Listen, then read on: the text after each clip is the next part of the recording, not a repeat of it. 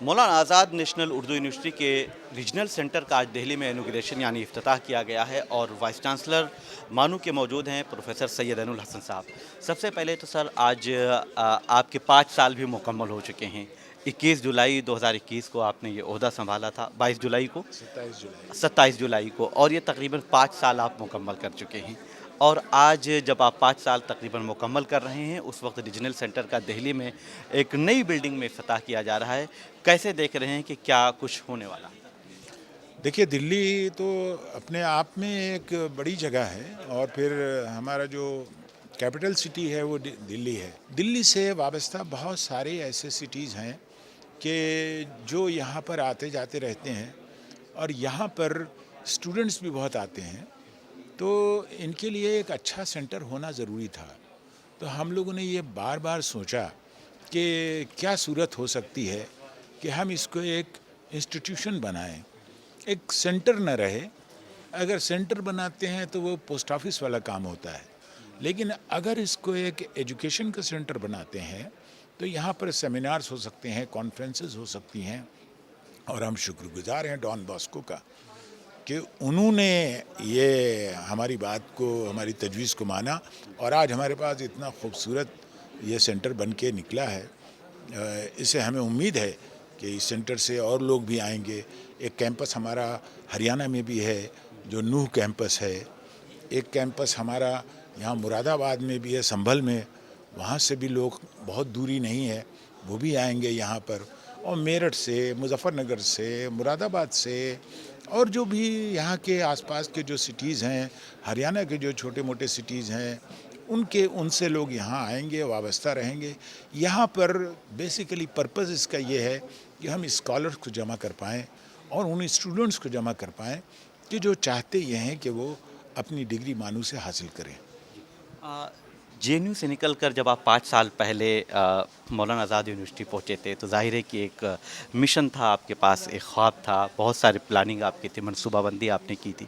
5 سال میں آپ نے کتنا کچھ حاصل کیا، کیا مکمل کیا 5 سال کے بعد، کیا کہیں؟ دیکھیے، فہرست بہت طویل ہے، لیکن ابھی اگر آپ موٹا موٹا سمجھنا چاہتے ہیں تو یہ سمجھ لیجئے کہ میں نے سائنس اسکول کو کافی ڈیولپ کیا یہاں، اور انسٹرومنٹس لا کے رکھے، لیب بنائی۔ اس کے علاوہ انجینئرنگ اور ٹیکنالوجی کو، کمپیوٹر سائنس، انفارمیشن ٹیکنالوجی کو، ڈسٹنس ایجوکیشن کو، نیشنل ایجوکیشن پالیسی کا امپلیمنٹ کیا، ریچنگ دی ان ریچ کا فارمولہ لگایا، اور اس کے علاوہ یہ جو ہماری بکھراؤ تھا اس کو ہم نے ایک سوت میں جو ہے وہ باندھنے کی کوشش کی ہے۔ تو اس میں ہمارے لیے کوئی ریجن نہیں ہے، کوئی خاص جگہ نہیں ہے، بلکہ ہم نے ایک ڈائیورسٹی کو مینٹین رکھنے کی کوشش کی، اور یونیورسٹی اسی راستے کے پر اگر چلے گی تو انشاءاللہ بہت ترقی کرے گی۔ جب آپ نے یہ سب کچھ حاصل کیا اور یہ سب کیا، اس درمیان مانو جو ہے وہ سینٹرل یونیورسٹی ہے، کیا حکومت کی طرف سے کسی طرح کی کوئی دشواری، جو مالی تعاون کی بات کر لی جائے، جو ایڈ ملتے ہیں یونیورسٹی کو، اس طریقے کسی چیز کا آپ کو سامنا کرنا پڑا، یا سب کچھ پہلے جیسا ہے اور پہلے سے یا بہتر ہوا؟ ابھی میں نے اپنی اسپیچ میں بھی آپ کو بتایا کہ جب میں نے جوائن کیا تو وہ کووڈ کا پیریڈ تھا، اور بہت موتیں ہو گئی تھیں، مانو میں بھی کافی موتیں ہو گئی تھیں۔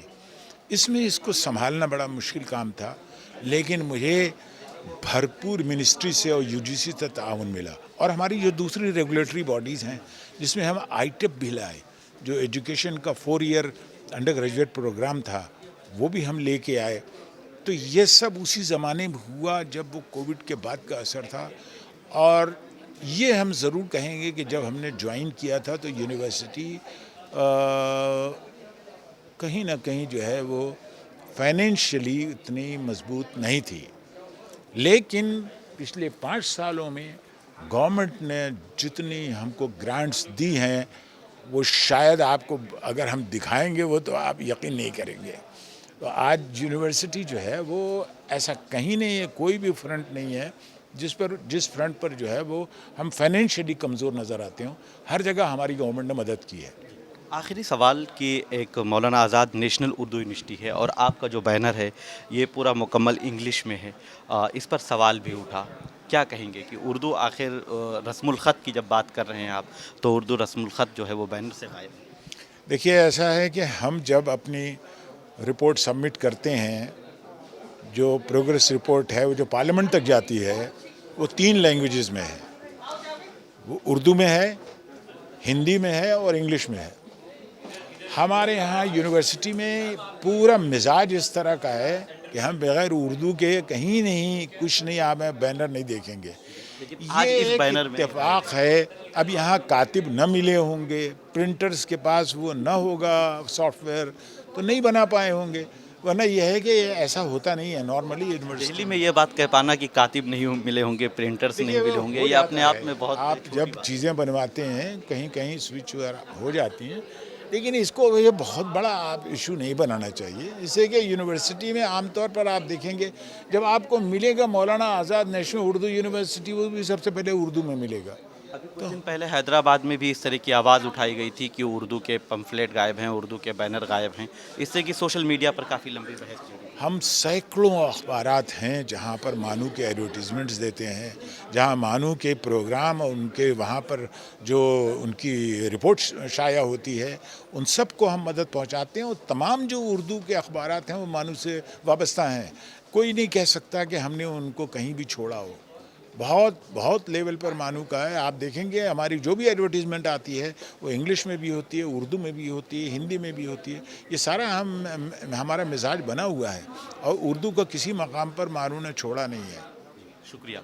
तो प्रोफेसर सैयद अनुल हसन साहब जब अपने 5 साल मुकम्मल कर रहे हैं तो आपने कहा कि हुकूमत हिंद की तरफ से या भारत सरकार की तरफ से हमें भरपूर ताउन मिला और मैंने 5 साल में कई अहम काम मौलाना आज़ाद नेशनल उर्दू यूनिवर्सिटी में किए हैं। वीडियो जर्नलिस्ट आलोक सक्सेना के साथ मैं निसार अहमद खान, भारत एक्सप्रेस, दिल्ली। हमारी वीडियो आपको पसंद आए तो लाइक कीजिए, शेयर कीजिए और सब्सक्राइब कीजिए। साथ ही कमेंट बॉक्स में आप अपनी राय भी ज़रूर दें। और हाँ, अगर फेसबुक पर आप वीडियो देख रहे हैं तो हमारे पेज को फॉलो करना ना भूलें।